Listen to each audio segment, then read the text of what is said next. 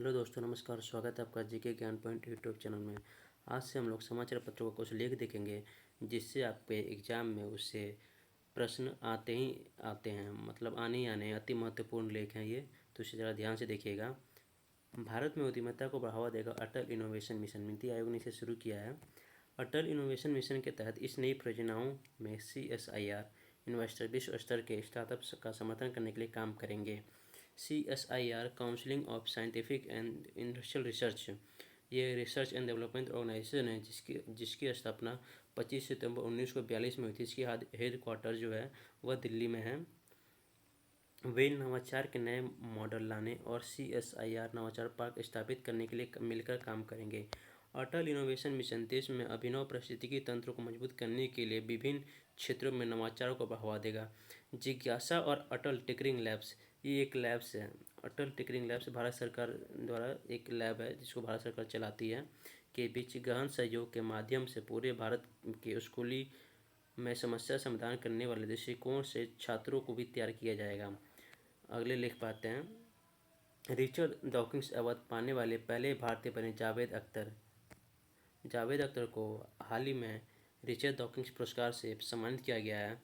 यह अवार्ड उन्हें तर्कसंगत विचार, धर्मनिरपेक्षता, मानव विकास और मानवीय मूल्यों को अहमियत देने के चलते मिला, चाहे सोशल मीडिया हो या विभिन्न शहरों में आयोजित सत्र। अख्तर CCA और इस्लामोफोबिया जैसे विषयों पर हमेशा मुखर रहे हैं। जावेद अख्तर इस पुरस्कार को पाने वाले पहले भारतीय हैं।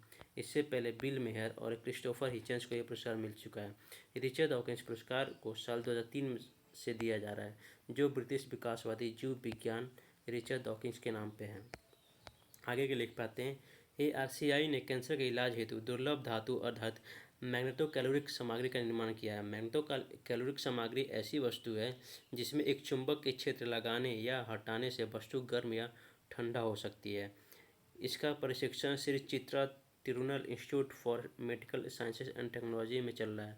इस शोध कार्य पर एक शोध पत्र भी लिखा जा चुका है जिसे प्रकाशित किया है एलॉय एंड कंपाउंड पत्रिका ने। मैग्नेटोकैलोरिक सामग्री चुंबक के क्षेत्र लागू करने या हटाने पर क्रमशः गर्म होता है या ठंडा होता है। इसका इस्तेमाल का फ़ायदा यह है कि यह चुंबक के क्षेत्र हटाने में ही इसमें शीतलन का प्रभाव दिखने लग जाता है। 2020 में सबसे ज़्यादा महंगाई वाला देश बना पाकिस्तान। पाकिस्तान में दिन पर दिन महंगाई बढ़ती जा रही है। कोरोना संकट के बीच पाकिस्तान में आवश्यक वस्तुओं के दाम आसमान छूने लगे हैं। विश्व भर के अन्य देशों के अपेक्षा सबसे ज़्यादा गिरावट पाकिस्तान में देखने को मिली है, पाकिस्तान रुपए में। इसकी खुलासा पाकिस्तान स्टेट बैंक ने किया है। रिपोर्ट के मुताबिक निजी कंपनियों ने महंगा कर्ज लेना बंद कर दिया है, जिससे औद्योगिकी विकास एवं सेवाएं प्रभावित हुई है। कोरोना संकट के चलते मांग में जब कमी की वजह से मुद्रास्फीति नीचे आ जाए तो SBP को ब्याज दरों में केवल 3 महीनों के भीतर 5.25% की कटौती करने के लिए मजबूर होना पड़ा। अगले लिख पाते हैं। केंद्र सरकार ने मनुष्य और पशुओं को मौत रोकने के लिए राष्ट्रीय जागरूकता अभियान का शुभारंभ किया। केंद्रीय सड़क परिवहन मंत्री नितिन गडकरी ने वीडियो कॉन्फ्रेंस के माध्यम से राजमार्गों पर मानव और पशु मृत्यु दर पर रोकथाम पर UNDP और MORTH के माध्यम से जागरूकता अभियान के शुभारंभ करते हुए कहा कि नैतिकता, अर्थव्यवस्था और परिस्थिति, ये हमारे देश के 3 मुख्य महत्वपूर्ण स्तंभ हैं। इन दिनों सुर्खियों में छाई ओपन स्काई संधि, ये क्या है? ओपन स्काई संधि क्या है, देखते हैं। अमेरिका के राष्ट्रपति डोनाल्ड ट्रंप ने हाल ही में यह घोषणा की है कि अमेरिका ओपन स्काई संधि से अलग हो रहा है। इस संधि के तहत रूस समेत 34 देशों को अपने विमान एक दूसरे के क्षेत्र में उड़ाने की अनुमति है। इस संधि के बारे में पढ़ लेते हैं। ओपन स्काई को लेकर होने वाली इस संधि पर वर्ष 2002 में हस्ताक्षर किए गए थे। इस संधि में शामिल सदस्य देशों के लिए हवाई निगरानी प्रणाली की स्थापना की गई थी। कुल 34 देशों ने इस संधि पर हस्ताक्षर किए थे। अमेरिका और रूस ने भी इस संधि पर अपने अपने हस्ताक्षर किए थे। संधि की प्रमुख विशेषताएं क्या है?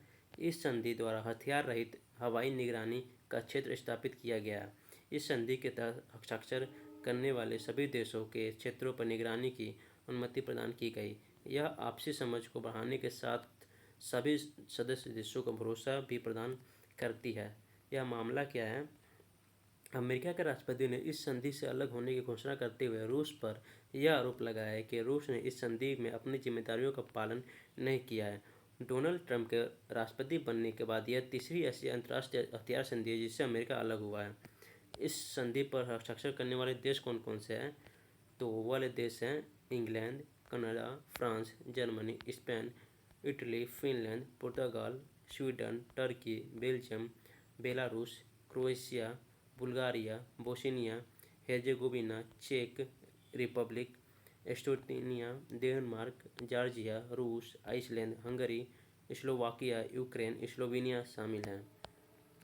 भारत की ऐसी संधि जापान के साथ है जिससे वर्ष 2017 में हस्ताक्षर किए गए थे। भारत ने राष्ट्रीय नागरिक उड्डयन नीति के तहत वर्ष 2016 के अनुरूप इस संधि पर अपने हस्ताक्षर किए थे। अगले लेख पे आते हैं। अमेरिका ने विश्व स्वास्थ्य संगठन के साथ संबंध समाप्त किए। संयुक्त राष्ट्र अमेरिका ने विश्व स्वास्थ्य संगठन WHO के साथ अपने संबंधों को आधिकारिक रूप से समाप्त कर दिया है। अमेरिकी राष्ट्रपति डोनाल्ड ट्रंप ने इस 29 मई 2020 को इस बारे में घोषणा की। अमेरिकी राष्ट्रपति ने कहा कि स्वास्थ्य संगठन WHO के लिए निर्धारित इस धन को अमेरिका दुनिया भर की अन्य तत्कालिक आवश्यकताओं के साथ वैश्विक सार्वजनिक स्वास्थ्य संबंधी जरूरतों को पूरा करने के लिए फिर से आवंटित करेगा।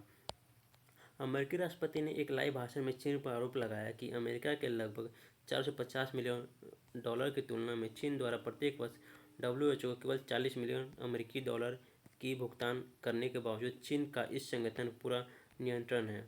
ट्रंप ने कहा कि अमेरिका विश्व स्वास्थ्य संगठन के साथ अपने संबंधों को समाप्त कर देगा क्योंकि वे अमेरिका के अनुरोध पर काम करने में विफल रहे हैं और इस संगठन में बहुत सुधार होने चाहिए।